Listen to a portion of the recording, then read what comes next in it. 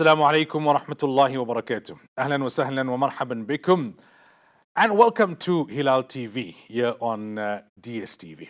So today we interact, me in studio and you, wherever you may be watching this program from, under very difficult circumstances, almost in a very kind of somber environment and mood because of what's happening to innocent people, innocent women and children, oppressed people, occupied people in the land of Palestine, specifically in Gaza.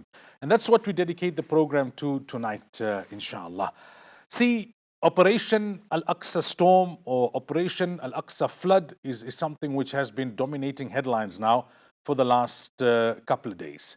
And it's not the kind of headlines that you enjoy reading or listening to or watching. It's got to do with the ultimate loss from a worldly perspective, and that is the loss of life. Now, this has not only upset and angered and perturbed Muslims, but it's upset and angered and perturbed every peace-loving and justice-seeking individual and citizen of this world. I don't want to go too much into the detail. Everybody, or almost everybody, or most people follow the news these days, and you can catch up on that via articles, news updates, via the social media platforms, etc. It's about the issues and the principles around this that I want to focus the discussion. For Muslims, Aqsa is not just a human rights issue. Palestine is just not a human rights issue. Gaza is not just a human rights issue. It is an Islamic issue. It is a spiritual issue. And I want to start there by explaining why I say that. It has a human rights element, but it's not only about human rights. Now, Al-Aqsa, that's the actual compound, the area with, that's square in shape, that is covered by the perimeter walls. And in that area, there's multiple masjids, multiple mosques. So the Black Dome Mosque, the Gold Dome Mosque, known as Dome of the Rock, the Marwani Musalla, and other mosques. That entire compound, if you like, that entire area is known as Al-Aqsa, and that is the third holiest site in Islam. When you perform salah there, the reward is multiplied by 500. Performing salah in Aqsa is only after performing salah in Madinatul Munawwara and Makkatul Mukarramah, and superior to performing salah and prayer anywhere else in the world. So it was the first Qibla, the direction that Muslims would face when performing salah, when performing prayer. And even the greatest of Allah's creation, Nabi Sallallahu Alaihi Wasallam, and the Sahaba for a period of time faced in the direction of Masjid al-Aqsa before the Qibla was changed towards Makkatul Mukarramah. It is the place of Isra and Mi'raj. Allah could have taken Nabi Sallallahu Alaihi Wasallam directly from Makkatul Mukarramah to the seven heavens and beyond. But because of the significance of Aqsa, Allah made Nabi Sallallahu Alaihi Wasallam stop at Masjid al-Aqsa. And the journey in terms of terminology is also broken up into two. The first part of the journey from Makkatul Mukarramah to Masjid al-Aqsa is known as Isra. And the journey from there to Mi'raj, to the heavens and beyond is known as Mi'raj. Although the two terms are generally used as synonyms and interchangeably. It was the headquarters of many thousands of the prophets, Anbiya alayhi salatu wassalam, from the Banu Israel. We know all the prophets that came after Ibrahim alayhi salatu wassalam, they either came from the lineage of his son Ismail, and that is where the Prophet Muhammad sallallahu alaihi wasallam comes, but the majority of the prophets came from the lineage of his son Ishaq. So Ishaq himself was a prophet, Yaqub was a prophet, Yusuf alayhi salam was a prophet, and from there you had many other prophets, Musa alayhi salatu wasalam, Harun alayhi salatu wasalam, Zakaria alayhi salatu wasalam, Yahya alayhi salatu wasalam, Isa alayhi salatu wasalam, amongst others who came from the Banu Israel. Banu Israel, meaning that Yaqub alayhi salam's name was, his other name was Israel. Hence the reference Banu Israel, the children of Israel. So every inch then becomes auspicious and becomes revered because it's associated with a Nabi, with a prophet. We know that Aqsa is the place of Hashar and Mahshar. It has to do with the end of time. It has to do with the beginning of the afterlife. It has to do with the reckoning. That's a spot chosen by Almighty Allah Tabaraka wa Ta'ala. 4,000 Sahaba, 4,000 of the companions of Rasulullah sallallahu alaihi wasallam are buried in Aqsa. It is a place which is waqf. When Umar radiallahu an was given the keys by the Christians at the time, he refused to cut it up as booty for the soldiers of the army. He said, no, I make this waqf, an endowment to continue to benefit the ummah until the end of time. There is so much that is associated with Masjid al-Aqsa. Ibrahim alayhi salatu wasalam, when his father gave him the ultimatum, لَإِن لَمْ تَنْتَهِ لَأَرْجُمَنَّكَ وَهْجُرْنِي مَلِيًّا, that either you stop calling me towards belief in the one Allah, or otherwise I'm going to have you stoned to death. وَهْجُرْنِي مَلِيًّا, just get out of here, I don't want to see you again. He said, سَلَامٌ عَلَيْكَ سَأَسْتَغْفِرُ لَكَ رَبِّي إِنَّهُ كَانَ بِي حَفِيًّا. So Ibrahim alayhi salam left his father, left his family, left his place of birth, but Allah Tabaraka wa Ta'ala granted him something far better, a family far better. Ismail, Ishaq, Yaqub, Yusuf, alayhimus salatu wassalam. Where did he settle? He settled in Al-Aqsa. That's where he's buried. The Khalili Masjid, Masjid Ibrahim or Masjid Khalilur Rahman in Hebron. That's where Ibrahim alayhi salam is buried. Ishaq alayhi salatu wassalam, Yaqub alayhi salatu wassalam. It is claimed that even Yusuf alayhi salatu wassalam is buried there. We know a great prophet, Dawood alayhi salatu wassalam, spent his time in the vicinity of Aqsa. And Sulieman alayhi salatu wasalam used to be in Aqsa. This is where he had command over the jinn and command over the winds. This is where he and his father used to make the dhikr of Allah Tabaraka wa Ta'ala, and there used to be a chorus. It is here in Aqsa that the mother of Maryam, Hannah, took the oath and took the vow to dedicate her daughter to the service of Aqsa. It was here that Maryam was born, Mary radiyallahu anha. It was here that she was eating fruits out of season that inspired Zakaria alayhi salatu wasalam to make dua. It was here that Zakaria alayhi salam was also a prophet, the Imam of Aqsa, and Allah blessed him with a son who had such a name that no one was named with that name prior to him, Yahya alayhi salatu wasalam, who worshipped Allah from a young age. It was here that Allah blessed Maryam radiyallahu anha with a son, Isa alayhi salatu wasalam, without the intermediary of a father. And in this way, the list goes on. It is here that Isa alayhi salatu wasalam manifested miracles. He cured the lepers by the permission of Allah Tabaraka wa Ta'ala.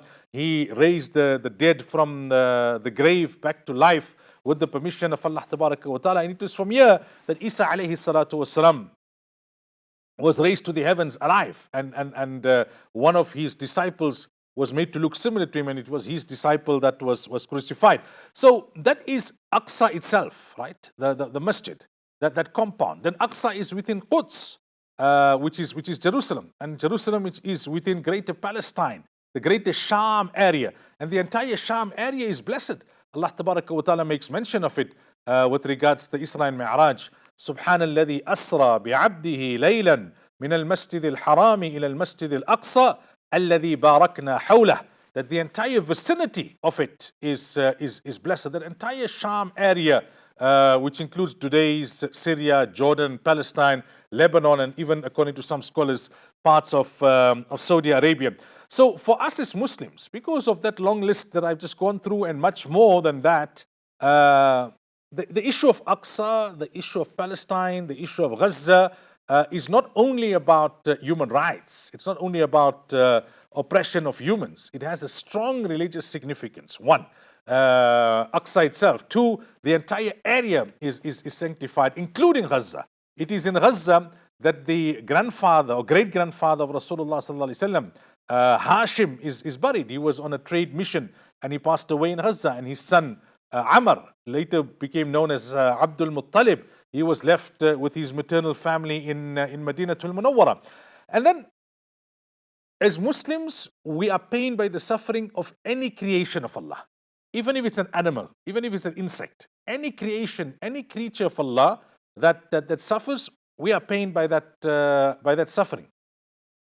But when it's a human, then the pain is greater, and when that human is related to us biologically, then the pain is even greater.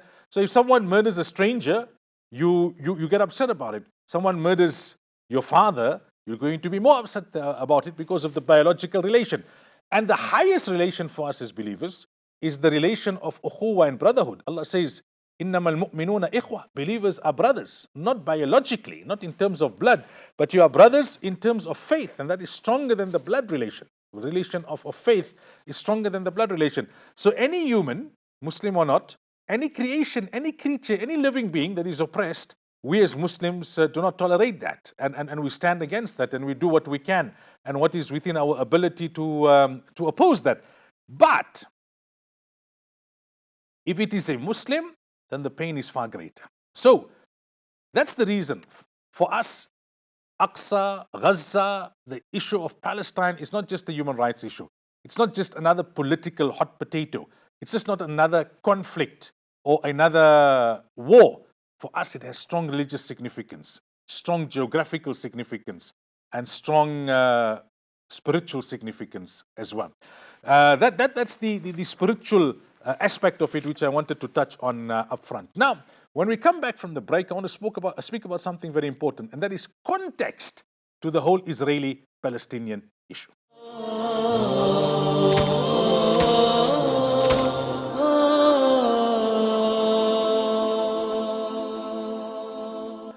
Welcome back. So in the previous segment, I spoke extensively about why for us as Muslims, the issue of Aqsa, the issue of Palestine, the issue of Gaza is not only a political one, it's not only a human rights one, it's a religious one, and I explained why. Now, there's a context. Every time there's an escalation in violence and oppression against the Palestinian people, we can't only look at what happened recent days or recent weeks. You've got to understand the context. Context is very important. And the context here goes back 75 years, right back to 1947, where 531 Palestinian villages were ethnically cleansed, where 75% of Palestinians were evicted from their homes, where as a result of what happened 7 decades ago and since, there are 7 million Palestinian refugees. 7 million Palestinian refugees who don't have the right to return. They can't go back to their land of birth. Israel occupied the West Bank and Gaza for the last 56 years, starting in 1967. And since 1967, Israel has illegally occupied the West Bank and Gaza.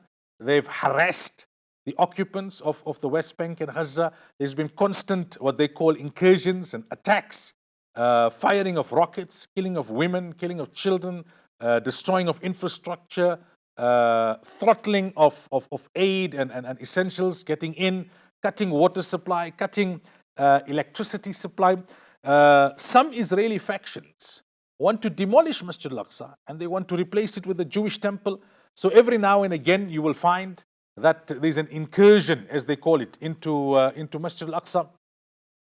Every now and again you will find that there are attacks on worshippers in Masjid al-Aqsa on Fridays, as an example. They in Ramadan also, almost every year in Ramadan you will find that there are attacks on worshippers in Masjid al-Aqsa. There are restrictions on Palestinians in terms of access to Masjid al-Aqsa. Life is made very difficult, even for people who tour, even for people who come and want to visit Masjid al-Aqsa. If you look at the West Bank, right, a wall of 700 kilometers. The West Bank is surrounded by a wall of 700 kilometers. There are 600 checkpoints. Try and imagine for a moment. I mean, if you have any concept of fairness, any concept of justice, any concept of peace, people forcibly removed from their land, people whose land is occupied, then you have to live under such conditions that you're surrounded by this apartheid wall of 700 kilometers. And then you've got 600 checkpoints. You know, basic journeys, short journeys, you've got to navigate around these checkpoints. If we narrow it down to Gaza in specific, there are 2.3 million people that are under siege in Gaza. Israel is totally besieged Gaza. It's the largest open-air prison in the world. 80% of the occupants of Gaza, 80%, that's tremendous, They depend on human aid to survive. For 12 to 16 hours a day, there's no electricity under normal circumstances, if you can call that normal. Yeah. So we struggle here with state 6 load shedding. And that happens every now and again. And load shedding was not here for many, many years. And we know what it is like. Imagine, it's part of life. 12 to 16 hours a day, no electricity. 97% of the water is not safe for consumption. That's almost all the water. Almost all the water, not safe for consumption. How do you eat? How do you drink? Hygiene, all of that is compromised. The UN has declared Gaza to be unfit for human habitation. The UN is saying that you can't live in Gaza. Humans should not live in Gaza. 2.5 million Palestinian lives are confined to Gaza. They're confined to Gaza. You see, that's a context you can't forget. You can't only look at who shot a rocket first and what happened thereafter. Who's occupying whose land? Who's stolen whose land? Who's imposing apartheid policies? Who's put up an apartheid wall of 700 kilometers? Who's put 600 checkpoints? Who's restricting access for Muslims to Masjid al-Aqsa? Who's attacking worshippers? Who's attacking during the month of Ramadan? Who's attacking when they have their national holidays? Who's cutting off essential supplies, compromising the quality of water, compromising electricity supply to Gaza? Then who are we to dictate to such an oppressed people how to react to that oppression? When they have a right to react to that oppression under international law. We always hear this. Israel has a right to defend itself. Israel has a right to defend itself. It's a kind of statement that you'll see all the politicians and all the spokespeople, they almost start off with that, to condemn the Palestinians for the killing of innocents, and Israel has a right to defend itself. What about the right of the occupied people under international law for armed resistance? Yes, international law gives you the right for armed resistance. So the powers of the day that want to support the Israelis say they have the right to defend themselves. What about the Palestinians' right to self-determination, to their land, to fairness, to justice, to equality? They have a right to resist, like we had a right in South Africa to resist and to take on the apartheid government of the time. Then the context is always removed. Whenever there's an escalation of oppression and violence against Palestinians, the context is always removed. Okay, no, they shot a rocket, or they did this, or they kidnapped women and children, or they killed innocent people. So now we will retaliate and we will wipe Gaza off the map. They openly say these kind of things. We'll wipe Gaza off the map. Well, they say the people of Gaza must leave. Leave to where? Go where? They know full well that they're not going to go anywhere. So conveniently now, the provocations, the endless provocations of Israel is ignored. What started this Operation Aqsa Storm? It was the recent attacks in Masjid al-Aqsa, the storming of Masjid al-Aqsa by Israelis. That is what led to the retaliation from Gaza. What about women and children who are mass imprisoned? What about illegal settlements? What about refusing the Palestinians the right to their own statehood? So the one thing you'll always hear is Israel has a right to defend itself. Then the other thing, Palestinians are terrorists. Look, Nelson Mandela was classified a terrorist for the major portion of his life. Then later on, the very people who claimed and classified him a terrorist said, okay, you know what? He's actually a freedom fighter. He's such a great guy now, we'll give him the Nobel Peace Prize. And we'll acknowledge him and we'll laud him when it suits us politically. So these terminologies are thrown around according to political interests. Is it not terrorism to steal the land of people, to impose apartheid laws, to put an apartheid wall, to besiege 2.5 million people in that way? So colonizers are always quick to call freedom fighters terrorists because it suits their political narrative. And those who support them will always do the same. Then they will focus on the necessity of inflicting collective punishment on Palestinians to ensure Israeli security. They say, okay, you know what? Because those rockets came from Gaza, now we've got to bombard the whole of Gaza. Those people must leave if they want, the innocent women and children. We've got no choice now because the terrorists there are hiding amongst the innocents, and they're using the innocents as shields, human shields. So they want to stay there, then that's their problem. We have to do this for our collective security. Well, how many times haven't they done it? They've inflicted great pain upon the people of Gaza. Over 1,200 have already been martyred in recent days. And this is not the first time that there's been this kind of collective punishment, that's meted out against the people of Gaza. But ask yourself the question, what has this brought? Has it brought greater security for Israel? You can never be secure as long as you remain a colonizer, as long as you remain an occupier, as long as you continue to oppress people. They should learn that lesson from the apartheid state here in South Africa. No matter what they tried to create justifications via the church and via the state for what they did to non-whites during the apartheid era, in the end of the day, they were never safe, they were never secure, because an oppressed people will never remain submissive. People who don't have their rights, their fundamental rights, will continue to struggle for those rights. Then they talk about Palestinians targeting women and children. There's no doubt every peace-living person will regret the loss of innocent lives. But you've also got to see how many women and children have been killed on the Palestinian side. I mean, if you look at Gaza now, the children born when Gaza was blockaded in 2007 now make up 41% of the population in Gaza. That's the only life that they know. What about war crimes perpetrated against an occupied people? Amongst the 1,200 plus that are martyred in Gaza, a big percentage, more than half, are women and children. Already this year, 2023, has been the deadliest year for Palestinian children.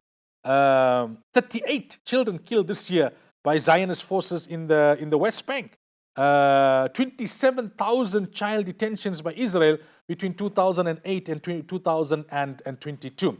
So these are some of the factors that we need to keep in mind to understand context and to understand the labeling and the debate. After the break, inshallah, in the next segment, we talk about what can we do, and we'll also focus on hope on the horizon and light at the end of the tunnel.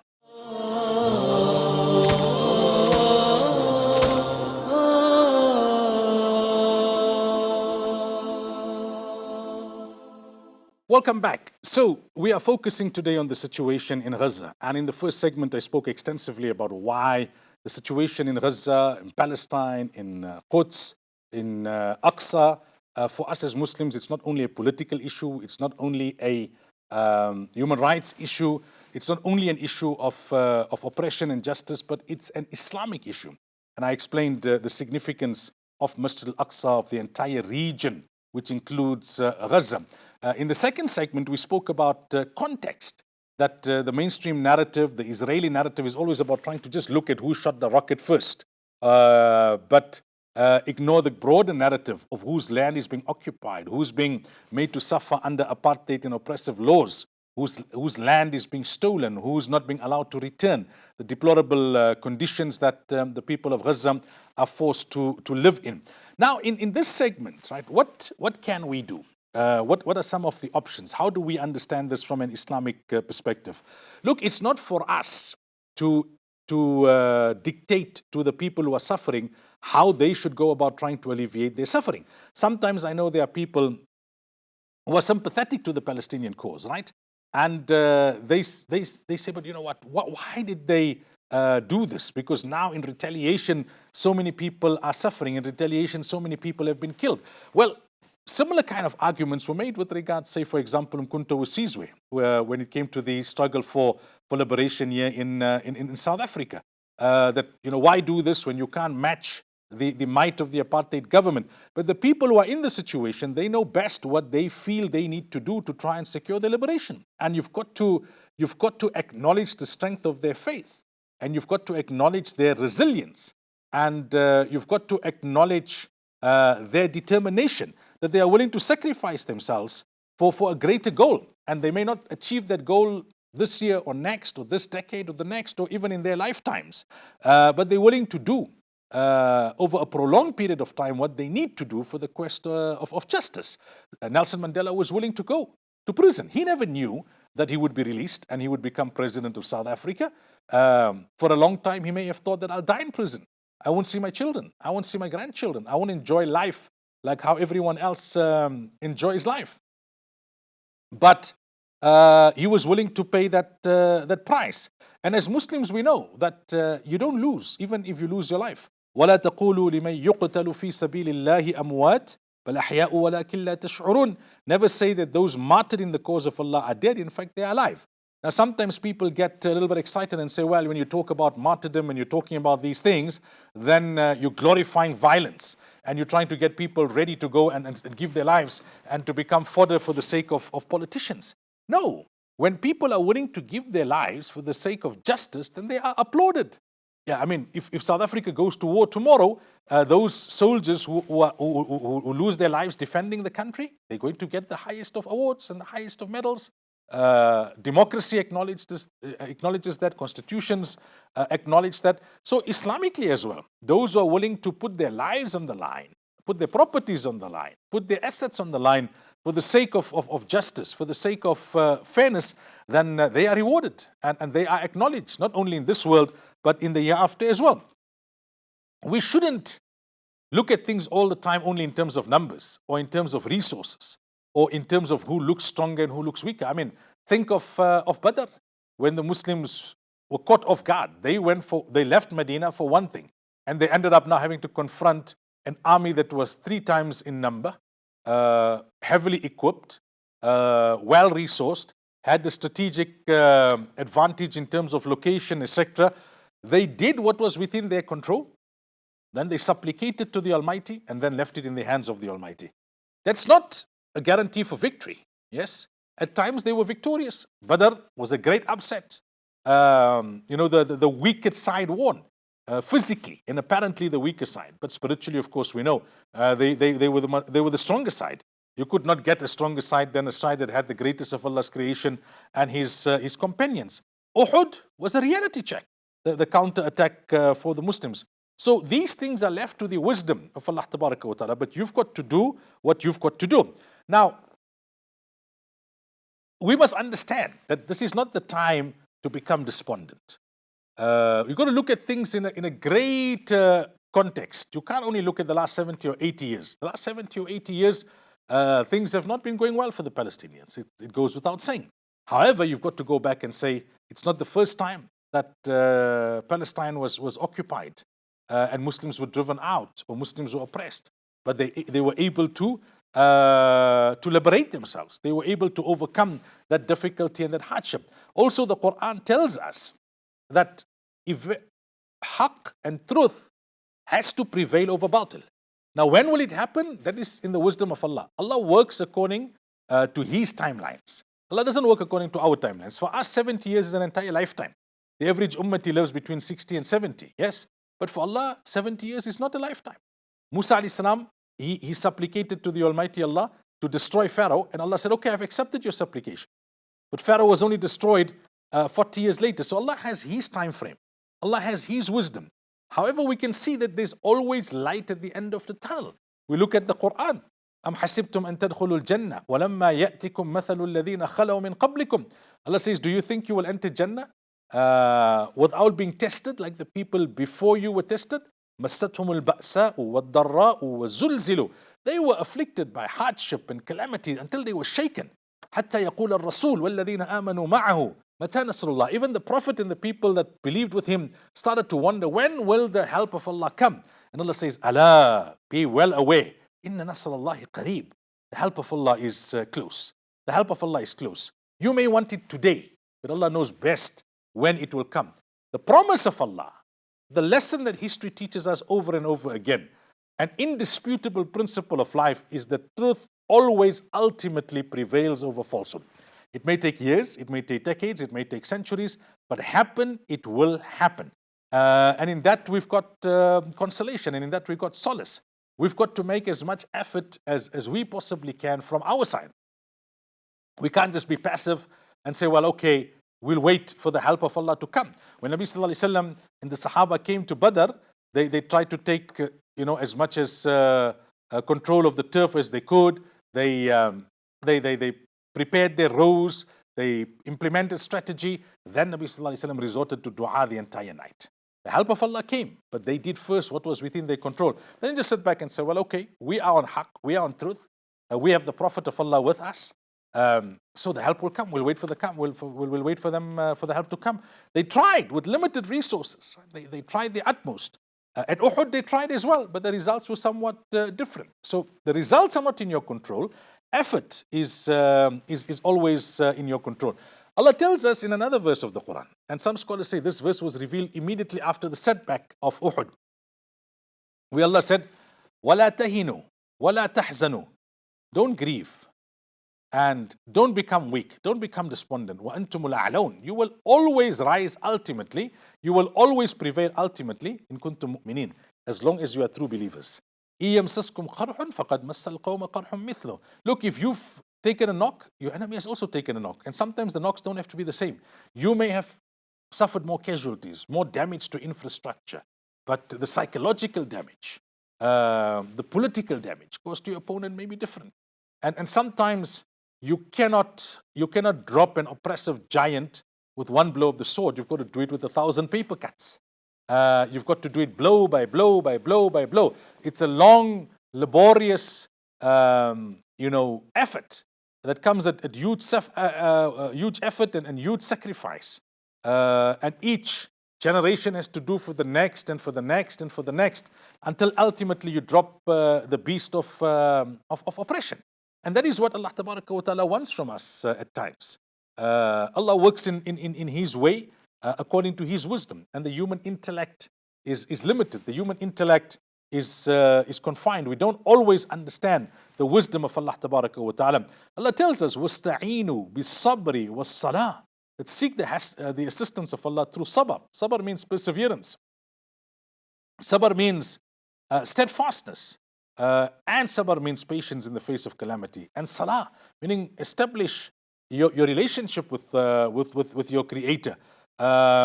Pain sometimes is a sign of iman, as long as you can feel the pain. And I know the ummah is in pain.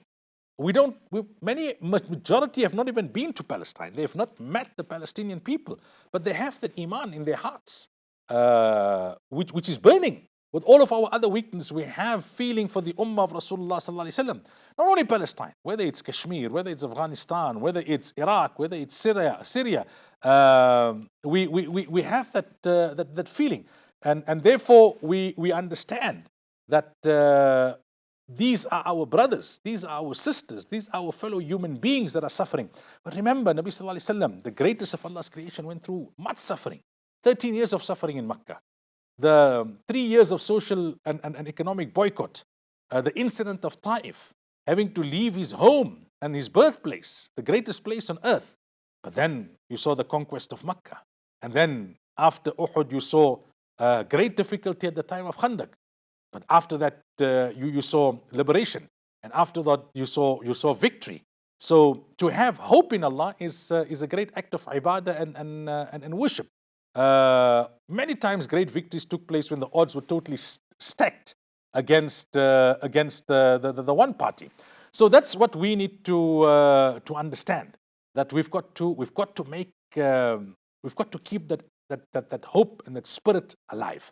Now, after the break, inshallah, I'll talk about some things that we can do. You and I, we're far away from the area of crisis, but what can we do from where we are?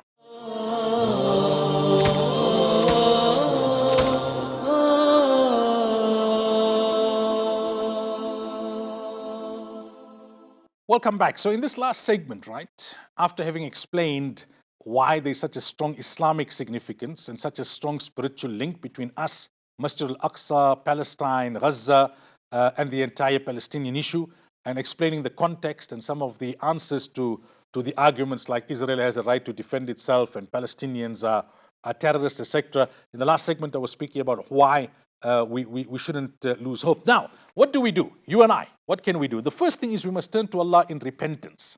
We must turn to Allah in supplication. Why? Because the more obedient we are as a collective, as an ummah, the greater the assistance of Allah will descend. So each one of us must introspect and say, my sins are playing a part in the difficulties that the Ummah is facing, in the difficulties that humanity is facing. So I need to resolve that. I need to resolve my sins. Give up a sin for Palestine. Give up a sin for Palestine. If we're really serious about it, if we're really passionate about the Palestinian cause, then give up a sin for Palestine. Acts of devotion. So whether it be supplication, whether it be fasting, whether it be tahajjud, whether it be congregational supplication and acts of devotion, all of this is meant to draw the blessings and draw the assistance of Almighty Allah. See, we must understand one thing. We must avoid two extremes in terms of a debate that sometimes develops within the Muslim community. There are those who say, well, as long as you're not going to perform your salah, as long as the masjids are not going to be as full at the time of Fajr as they are at the time of Jummah, then what does marching and protesting and condemning going to help? No. That's one position. The other position is, they neglect the spiritual element altogether, and it's all about activism and physical action. Islam is a combination of both spirituality and activism. Islam always takes the moderate path. So you must strengthen your relationship with Allah at times of difficulty. It's a wake-up call for all of us, even if we're not in the afflicted region. We must give up sin. We must turn to Allah in supplication, seeking His blessings and His assistance and His help. At the same time, we must do what is within our control in terms of activism, whether it be charity, whether it be making our voices heard in the media, whether it be going on educational drives to let people know what the Palestinian issue is all about, whether it be correcting false narratives, writing books, writing op-eds, reaching out to people, educating them with wisdom and tact and hikmah. Whatever is within our capacity, whatever is within our ability, we should do, and we should make it known. Yes, the spiritual is always more important, because the stronger your relationship with Allah, the greater there will be blessings in all of your activism. And the weaker your relationship with Allah, then the lesser the blessings in your activism. So do what is within your control. Don't ignore that. But at the same time, bolster your relationship with your Maker. We cannot sit back and say, well, as long as the entire Ummah becomes pious, then we're not going to do anything else. We'll wait, for a very long time. We should say do both and give greater priority to improving your level of spirituality and religiosity. Education is something that cannot be overemphasized. Education is something that cannot be overemphasized. How many of us know the facts? We can react emotionally. We can, throw labels at people who throw labels at us. We'll sit back and enjoy other people, taking on Zionist and Israeli sympathizers on the media sector. But how many of us can hold a discussion one-on-one with somebody who doesn't know the issue and explain the historical context, explain the current context, explain what are the answers to the common objections? Does the average Muslim youth know more about Palestine, or does he know more about his favorite movie star or sports star or his favorite gadget? You see, the emotion at the time of escalation of violence is acknowledged and it's appreciated. It's a sign that the Ummah is alive.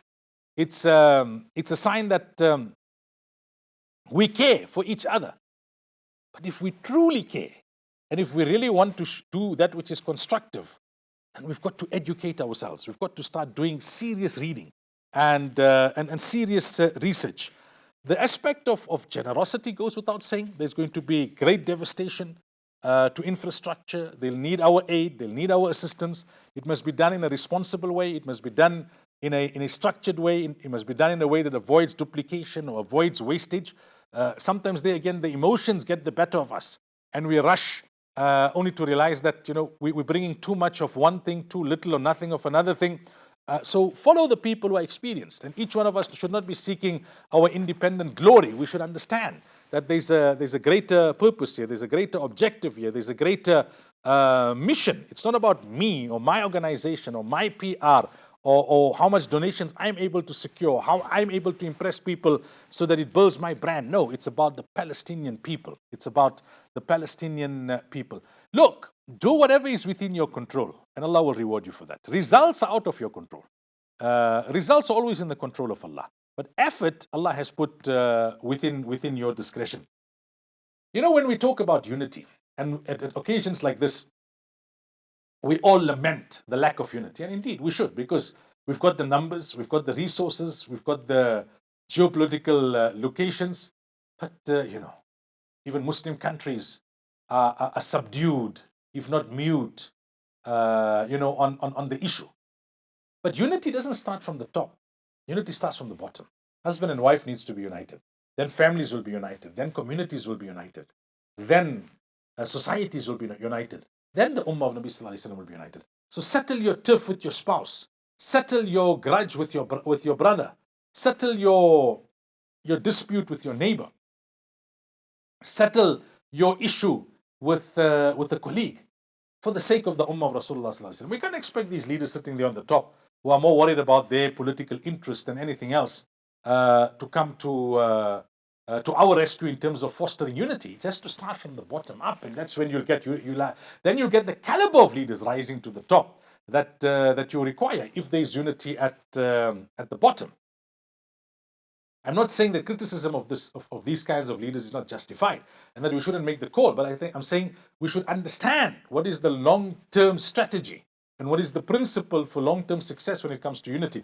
The other aspect, which I have been emphasizing, right, and which I want to emphasize again now, is the aspect of obedience to Allah. Because Allah says in the Quran, وَأَلَّفَ بَيْنَ قُلُوبِهِمْ, that Allah is the one who united their hearts. And then Allah says to Nabi Sallallahu Alaihi Wasallam, لو أنفقت ما في الأرض جميعا ما ألفت بين قلوبهم. If you had to spend the equivalent of whatever is on the earth, all of it, that amount of wealth will not guarantee you unification of hearts. ولكن الله ألف بينهم. Allah is the one who unites their hearts. So unity is a blessing from Allah, and the blessings of Allah descend proportionate to your level of obedience as a collective. So as an ummah, the more we become obedient to Allah, the more Allah will unite our hearts. The more we strengthen our relationship with Allah, the more Allah will bless our efforts, and the more Allah will bless our activism. So you want to start and do something for Palestine, start there. I'm not ruling out again, please don't get me wrong. We do everything must work in tandem. It's not mutually exclusive. That only work on the spiritual, only work on your own reformation and ignore activism. Do both simultaneously in tandem. On the other hand, don't only do activism, but then you ignore, introspection and self-improvement and spirituality and building your relationship with your maker. So understand these things. Understand the terminologies and how the media tries to equate the two by using words like war, two equal sides fighting, or conflict, by using words like militant and terrorist and Islamist, wanting to refer to Palestinians and terrorists, but not referring to Israel as a terrorist apartheid state. So these are the things that you need to be cognizant of. Reach out and interact with people of other faiths and other belief systems who share the common view on the Palestinian issue, and work together towards correcting the narrative. And remember, the tide will turn. Inshallah, the tide must turn. That's the promise of Allah Tabaraka wa Ta'ala. When it will turn, that is known to Allah. But widen the circle of concern. Let others also understand the plight of Palestinian people. And don't be apologetic. There's no need to be apologetic. There's no need to hold back in terms of your activism. And there's no need to hold back in terms of that which you need to do for the pleasure of Allah Tabaraka wa Ta'ala. So there's much that needs to be said and that can be said, but just to conclude, don't ever underestimate the power of dua, supplication to Almighty Allah. We don't know. Maybe because of the blessings of our dua, it's not worse than what it currently is. We don't know. Maybe it's because of the blessings of our dua that there will be some relief, if not total liberation. One of the most effective du'as is to make dua for your brother in his absence. And we are absent from the physical location of the area of oppression in Palestine. So make dua, give charity, educate yourself, educate others, raise awareness, widen the circle of concern, develop your relationship with Allah, give up sin for the cause of the Palestinian people, and never ever lose hope. This ummah has seen worse times. Perhaps Allah alone knows we'll see worse times, closer to Qiyamah. There's still Ya'juj and Ma'juj and all of that to come. So don't ever lose hope. Allah works according to His timelines. Allah works according to His wisdom. May Allah liberate Aqsa in our lifetime. May Allah ease the plight of the suffering Palestinian people and people who are suffering all over the world. May Allah guide the oppressors. And may Allah bless us and enable us to do our part for the liberation of Aqsa and to ease the plight of Palestinians. Ameen ya Rabbal Alameen. Assalamu alaikum wa rahmatullahi wa barakatuh.